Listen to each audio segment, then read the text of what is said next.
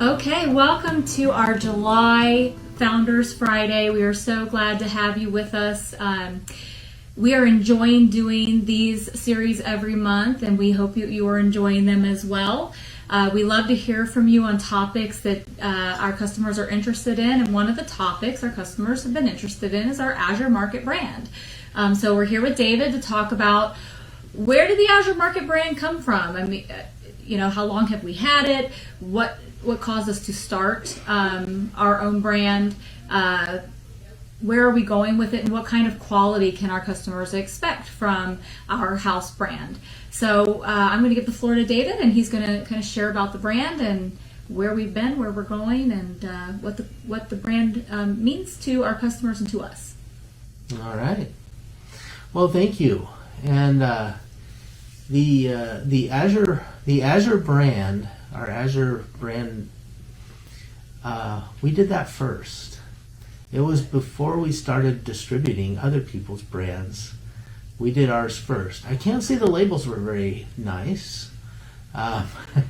They had a little pencil drawing of the eagle with a little outline of the U.S. The very first brand, and it was basically one color. But hey, that was where we started with our own brand, because when we started, we were actually selling products off the farm. A few years in, after we started distributing other people's products a lot more, then it became a little bit confusing to our customers. Hey, is this stuff that you grew on the farm, or is this stuff that you're just repackaging, or is somebody else doing it and is this just basically a white label? And so in order to get there, to make that very clear, we started two different brands. So the stuff that we raised on the farm, we sold under Azure Husbandry. And the reason we chose husbandry is because of the way that we care for the land and the way that we feel about the land. Traditionally, the land is something that you are very connected to, almost like a spouse. And so when you're taking care of the land properly, they can say you're married to the land. So it's Azure Husbandry. And so we've used the term husbandry almost from the beginning, but we never used it as a part of the brand until we began to split that out. And that was sometime, probably 15 years into Azure's history, because there became confusion about that. We were selling these Azure Standard things and these Azure Farm things, and some of the things that we were selling under the Azure Farm label were not things that we raised here on the farm necessarily. And so it became confusing. Oh, Azure Farm, that should have been raised on the Azure Farm. So I said, okay, well, let's just scrap that and move forward. There is still one thing that we do have under the Azure Farm label. It's the beef, and that is raised on the farm, by the way. But everything else that we raised on the farm, we switched to an Azure Husbandry label. And then the Azure, to make it clear that this is not necessarily something that we raised on the farm, we did the Azure Market label. This is something that we're marketing, not something that we actually grew on the farm. Now, we do occasionally sell things that we grow here on the farm under the Azure Market label. Things that we don't quite grow enough of to cover all, but we grow some of, and so maybe half a year's supply is from us and half a year's might be from someplace else. If we know we don't have enough to last the whole year, we will use the Azure Market label, even if we did raise some of it. Spelt is a good example of that. We raised spelt. but we are not able to raise enough spelt to meet the entire demand of Azure. And so we market our spelt under the Azure Market, so we're not like using two labels and making it confusing. We, from the very beginning and now more than ever, it's been very important to us to be way more careful with our label than with what we distribute. So our standards, and we publish the standards that we have for anything that we distribute. It has to be within this category, in this class. But if we're going to put our name on it, I want to have every assurance that this is the highest quality product that we can get. But our mission here at Azure is to make high quality, organic, and healthy foods available at an affordable price to our customers. That's why we do so much bulk food. That's why we're able to, when we do our label, many times, most of the time, we're able to monitor the quality better, and we're also able to get a better price, or a better price point, because we're cutting out the brand advertising. So if you look at a mainstream brand of any sort, they have a budget of at least 15% that goes to advertising and marketing. Then you add on the top of that, they usually have a broker. That's another at least 5% or more added onto the cost of the goods, just because it's branded. That doesn't count packaging or anything else. That is just marketing fees. So by being able to cut that out, because we don't need a broker to do our own brand, that 5% can go away. We don't really need to advertise in major national magazines and stuff, because it's under the Azure umbrella, and it's coming under the marketing that we do here at Azure, which we haven't done a lot of the last couple of years, but it's under the umbrella. And we also have, there are quite a few stores that carry our Azure Market brand as well. They, just because of the quality and the packaging and the presentation that is. So it's not like that we are the only ones, that it's a purely house brand. It's not purely a house brand, although it's our brand. And we wanted to make it very clear which items are organic within the brand. So we actually made the brand Azure Market Organics if it's a certified organic product. If it is not, it's just Azure Market. There's no organics to it. We do not ever want to put ourselves in a place where we're being deceitful about that. And the vast majority of the stuff that we sell is organic. But there's a few things that are not. There's a few things that really cannot be. Salt, for instance. I can't call salt organic per se. It's a mined product. Baking soda. We can use those in an certified organic product as an ingredient, but you can't call those things organic.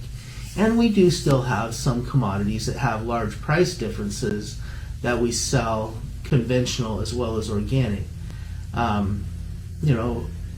Most of those are grandfathered in. We don't really do new ones of those things, but we do new ones that are just on the Azure Market, not on the organic side, with benign things that are not necessarily organic or not organic. They're organic substances maybe, but they're not certifiable organic. So that differentiation, we want to make that very clear so nobody's confused. This is organic or it's not. We're not trying to do a bait and switch and make the packages look the same and change the item code or something and now it's not organic anymore and everyone thinks it is. Yeah, there's a few outfits that do that kind of stuff. That's not us. We want to be very clear with our with what is and isn't organic. And then we've messed around a little bit with some other branding concepts as well. And maybe we'll talk about that in a minute. But I want to go back to how much of this stuff that we label under the Azure Market is Azure Market and how much is white label. Right. And right now, the vast majority of the stuff that we have under the Azure Market brand is actually packaged here at Azure. There are maybe a handful of things. I'm trying to think right now. A few conventional spices I think we have white labeled, and the label actually looks different. It's actually not near as nice, the white label that we have for the Azure Market. It's kind of a plain white, and the one that we do here is a full color label. But that is something that I want to do more of, is finding manufacturers that are top-notch, high-quality manufacturers and put our label on it. And by putting our label on it, as I explained earlier, we cut out 3 or 4 steps in the marketing process. We don't have to pay the marketing fees for whoever does put the label on, and the money that they spend in marketing, not to mention their profit margin and so on. We can go directly to the manufacturer. Many of the mainline brands are white labeled too. They won't tell you that, but they are. Probably almost more are than aren't. So if it's a well-known brand, many of which, some of which we carry, they're not necessarily made by, one of the brands we carry a lot of, is Natural Value. We've been carrying Natural Value stuff for many, many years. They make absolutely nothing. It's 100% white label brand. And that is picked up. And he makes no secret of that. I wouldn't, Right. be telling that if there was any kind of, if you go to his website, he'll tell you that straight out. There's no secret to that. 100% of his product is white label. He finds, manufacturers, and his is more of a value brand. I, may or may not go to the same places that he would go if we were going to get those same products, because we want to have the highest quality, not necessarily the best price. That is not mutually exclusive. Sometimes you can get a great price and a great quality at the same time. But, our goal is way more on the quality side for anything we put our name on. We want it to be the best that we can find for that product. If we private label something that maybe, is not my first choice of something, we will do that. I don't necessarily advocate that, for a super healthy lifestyle, that everything we carry here at Azure should be a primary focus of your diet. I'm not saying that, potato chips should be just a treat that you do once in a while, not necessarily something that is a daily part of our diet. We do our potatoes, make your own. If we want to do potatoes as a daily part of it, I have nothing against potatoes. I think they're great, but probably not fried. Let's bake them, and when we have frozen hash browns and French fries and stuff that are really, really good, plus potatoes that are one of my favorite foods is a fresh young baked potato. Hey, it's one of the best. But there are items like that we carry here at Azure, but we carry the best. We carry the best that is available in that class. So if you want to have the picnic out this summer with potato chips, get the best that we can. And there's nothing, nothing against that. We do that once in a while ourselves. But it's not an everyday occurrence or even an every week occurrence. It's kind of the summer family get together kind of a thing, buy a case of potato chips. But I'm just using that as an example of our focus. So we try to get the very best in the class of whatever it is that we're putting our label on. And I think it's quite it's going to be a focus that Azure has moving forward throughout the next couple of years, is to put our more white label stuff. And white label, basically that means that we didn't actually make it. Now, we make a lot of stuff, don't get me wrong. We grind flour, we repackage, we make all we pack fruit, we repackage and mix liquids. We do all carob candies. Make the carob candies. All that kind of stuff is done here at Azure. But I'm not going to be, building a potato chip factory. But we might white label, i.e., find a manufacturer that makes potato chips and have them make them specially for us, maybe even with our own recipe for that. And that is, the reason they call that white label is because the manufacturer themselves is not putting a label on it that, even though they may actually put our label on it for us at that location. And so I'm really planning to move forward to do more of that, because it's going to allow us to have better control of the quality of those products than we currently have with the branded goods. And it will be able to allow us to get it to our customers within our part of our mission statement, that small part about, high quality foods at affordable prices. It will help us to reduce the price, sometimes substantially, sometimes not as substantially, but it will help us reduce the price to our customers with a higher quality product. And that's the goal, to do that. And part of why, in the past couple of years, Azure has grown a lot.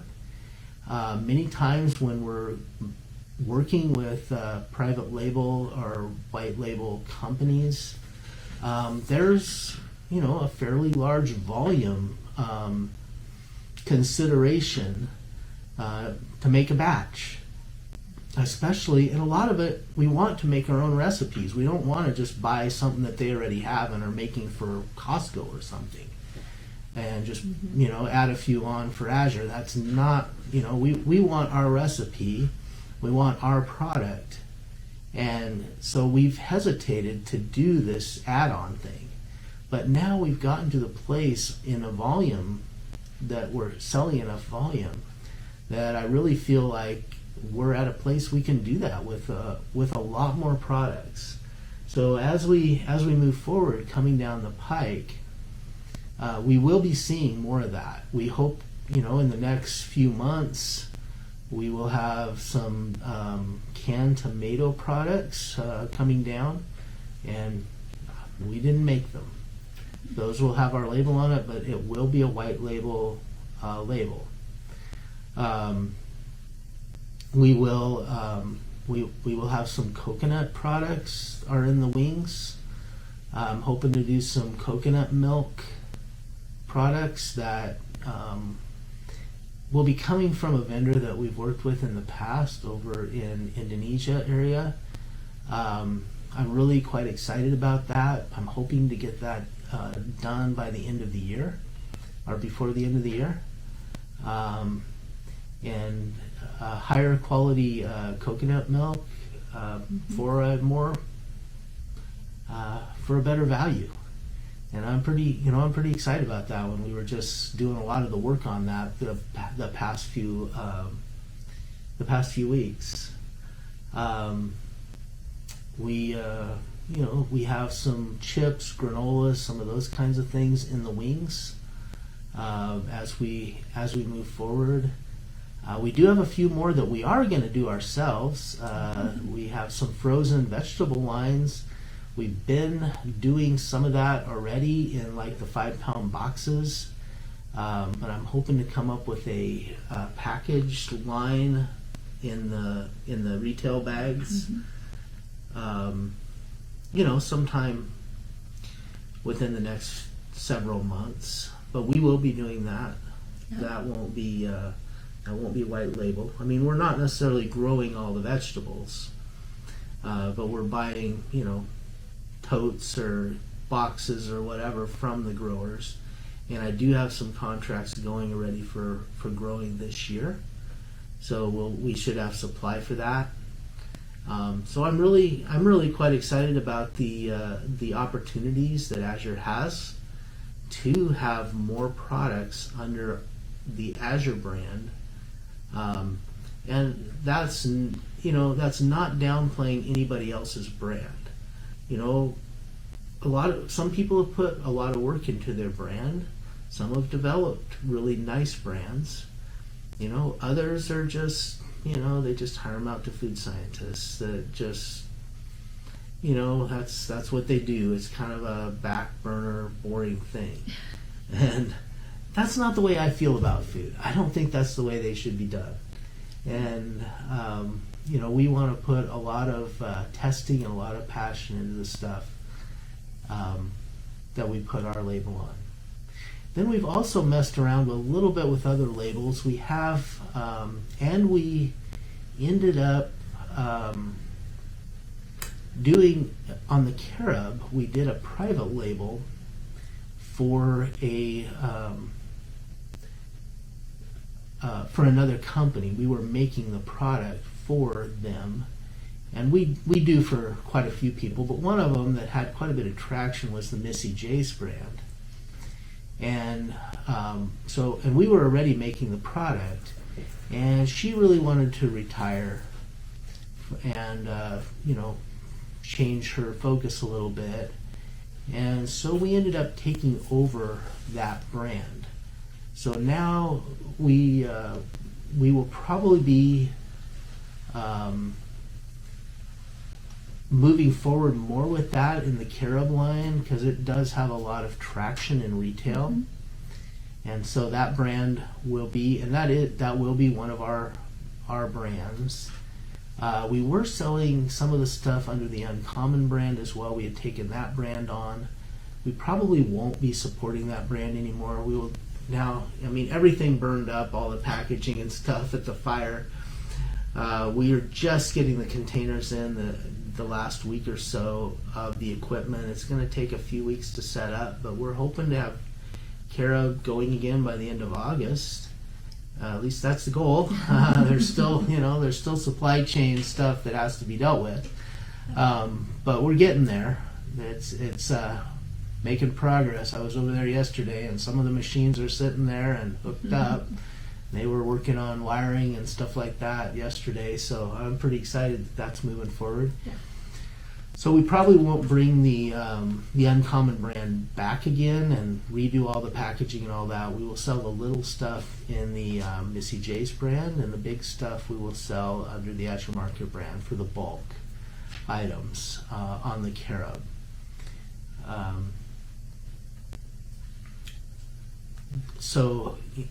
And we've done various variations, like the Azure Old World collection. It's a really nice label. It's really cool. It's more geared for retail type store sales, but it's still an Azure brand. It's just a little variation on the label. And I found them really great for gifts too. The little package together of the pretty little labels, and they're really they're really nice. They're like these little glass bottles of the Mediterranean type oils and vinegars and stuff. We've got the balsamic vinegars. Boy, that 4-star balsamic, there's not much better than that. I agree. I'm kind of partial to that product. That's really good stuff. Truthfully, it is the same vinegar in the Azure Market brand as in the Old World Azure brand. It's not different product. It's just different packaging. I want to make that clear. It's not a different product. Well, it looks pretty on the counter, and at least I like to display it. But then I just refill it with. I get the bigger Azure Market bottle, gallons. yeah, and then I just refill the smaller bottles, and they look really nice on the table when company comes over too. Yeah, and they have a nice dispenser on them. So my wife likes to do that too. So she'll have one of the, like the avocado oil and the balsamic, and olive oil. She has another bottle. But anyway, the olive oil too has that nice presentation. So she'll have a bottle of avocado and then we buy a gallon and refill the balsamics and the avocado, the things that we use regularly.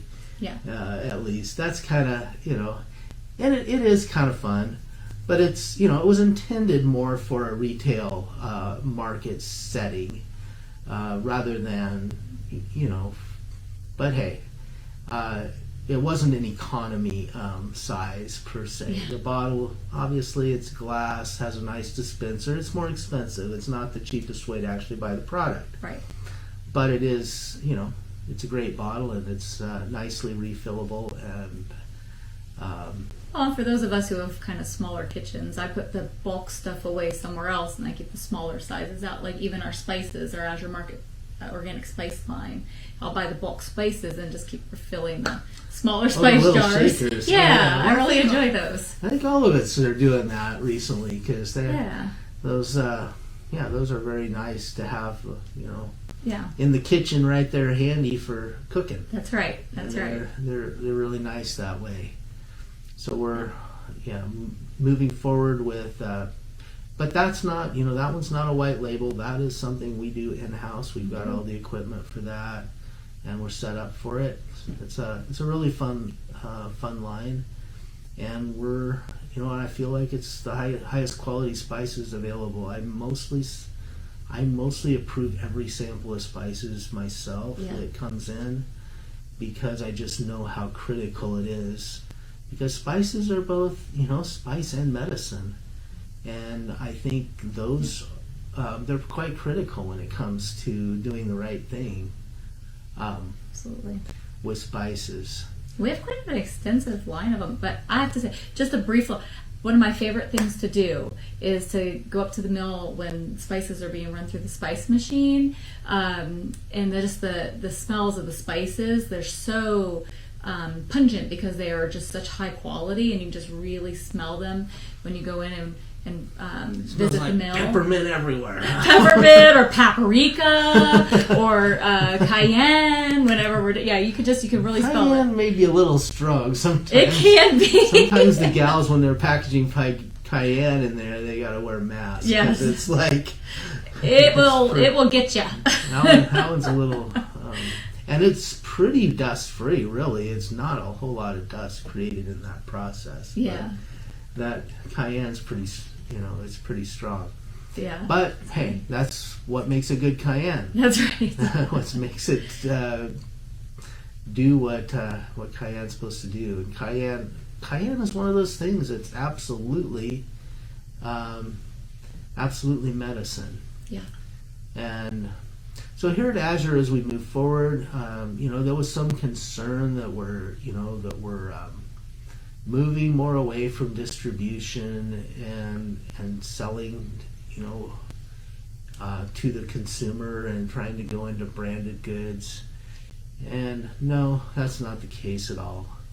We're just trying, our mission is to get the best quality products to the consumers, especially to families who really care about their health, at the best possible price. And that is part of the pathway to get there. And I'm not really fussy about the pathway.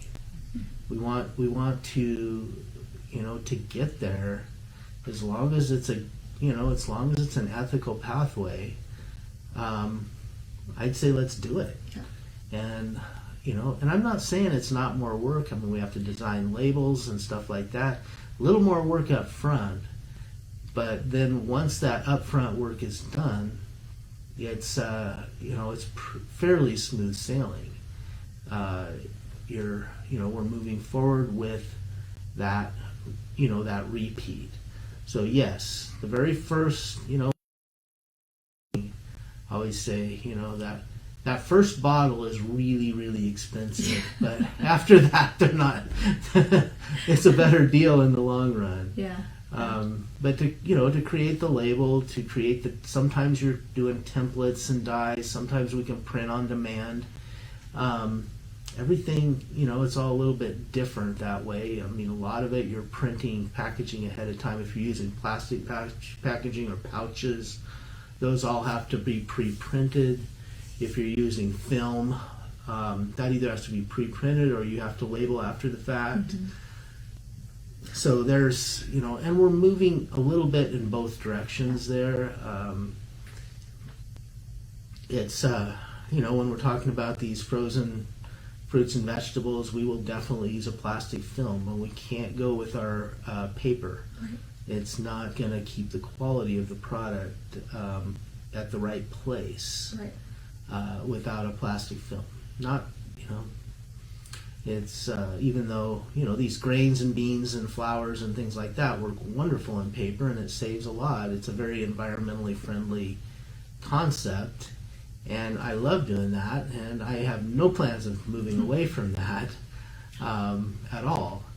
But on the things that it makes more sense, it's very important that the quality of the product is at a peak. So we will be doing, doing more of that. So. Well, and I have to say you didn't mention them, but two of the things I'm really excited about is the mustard and ketchup that we're bringing in under our line. And I'm a big mustard fan, so I'm really looking forward to that. It sounds crazy of all the things to really love, but it's one of those things that I love. Ketchup is kind of part of the tomato project. Yeah.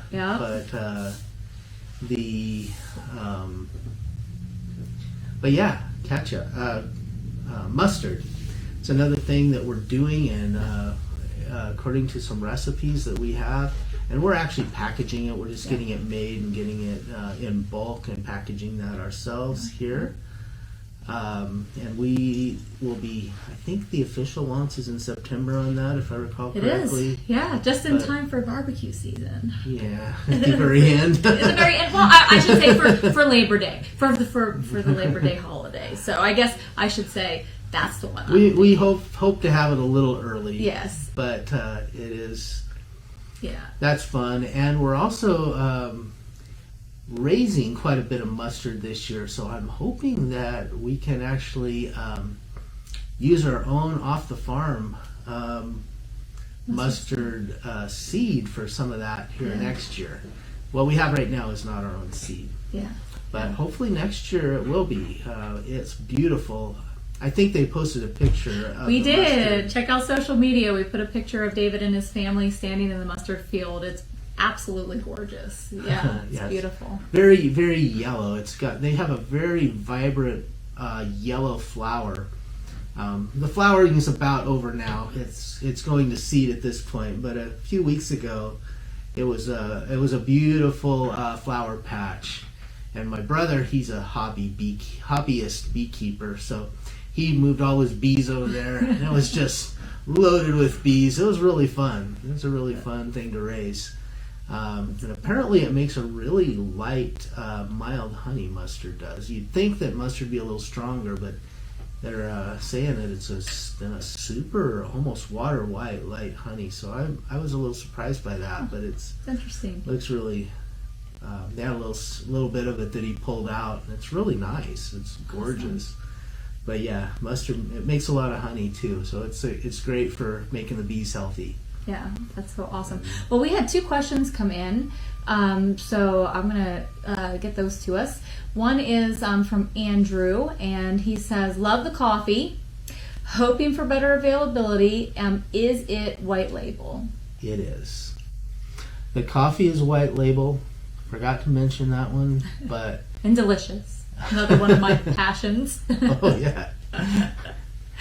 I forget because I don't drink coffee, so I'm sorry. I kind of forget about the coffee. Although we actually did put quite a bit of energy into sourcing the very best. But I had to take the advice of other people because I'm not a coffee connoisseur, so I did not spec those myself. I let Karen and Rebecca and a couple of the other folks here do the taste testing on the coffee. Yeah. That's some of us coffee snobs over here, for sure. Yeah, it is a white label product. We do not have a coffee roaster and grinder, but it is somewhat local. It's within it's within the local area. The grinder and the roaster is here in the gorge. Yep. And so we get it quite fresh, and we will work on the availability. I'll check on that because I didn't truthfully I hadn't noticed that it was out a lot, but we will definitely look into that and make sure that we can make that a regular thing because it should be. But yes, that is being done by one of our neighbors here. Yeah. So thank you, Andrew, for that question. And then we have another one from Lori. And she says, the 1 gallon olive oil is always out when I order from Carlsbad, California. So, part of that probably is due to losing everything in the fire and rebuilding stock, I'm going to guess. But we're getting there. We are not out of olive oil. It's just that, and we're probably a little long on olive oil, if anything, because we had the containers. We get the olive oil from Tunisia. Comes from the Mediterranean region, the coastal region of Tunisia on the Mediterranean Sea. It's a beautiful orchard. I've actually not been there yet. I hope to go there at some point. That is one on my bucket list, to visit that vendor. The grower rather, not the grower vendor. Yeah. The grower of the olive oil, but I've seen some pictures and videos of their place, and it seems like a really gorgeous place on the really close to where Carthage used to be. If you're a history buff. But anyway, we have plenty, but when we lost the whole liquid packaging operation in the fire, we did lose all of our automated machinery as well. All of that was destroyed. So we reset up the pour room, and we've really been gearing up. We've had to add a couple of new people because a lot more of it is manual. And it's not 100% manual. We've got some splitters, and we've got some special valves, and we have a few smaller volume pumps. We've got a labeler in-house now, but it just was extremely hard for them to keep up, especially right at first, because the pipeline was completely empty. There was nothing of any repackaged liquid. But I believe we're pretty much caught up on everything except the honeys. The honeys we're still a little bit behind on because we had to... Honey, in order to pour it, we have to heat it just a little bit. And it can't be too hot. We can't heat it too fast, or it's no longer raw honey. So we heat honey to about 105 degrees Fahrenheit. And it will, because raw honey, it crystallizes, or sugars, or however you want to put that. It gets to be crystally. And so all the stuff, when we get honey, it's always crystallized in big drums or totes or however we get that. And so we have to heat that and make sure that heat goes slowly clear to the center of that package so that it's completely liquid before we try to pour it. And so we ended up having to build a heater room, which took a little longer. In the meantime, we were trying to get by with what we call heat pads. So basically that's just, it's a little thing that the barrel sits on that has a heater on the bottom and then a blanket. You put a blanket around it that's basically like a electric blanket, I guess. A big electric blanket. It's kind of pretty much exactly like an electric blanket, except it's not real soft and cuddly. It's more like plasticky. And so we've been using that, but we can only melt out about 3 to 5 barrels per day with that process. Yeah. And because it takes about 2 days to melt, and we have like 5 of those pads that we were able to have enough power for and stuff. So in the new location, again, we had to make shift. We had to do it really fast.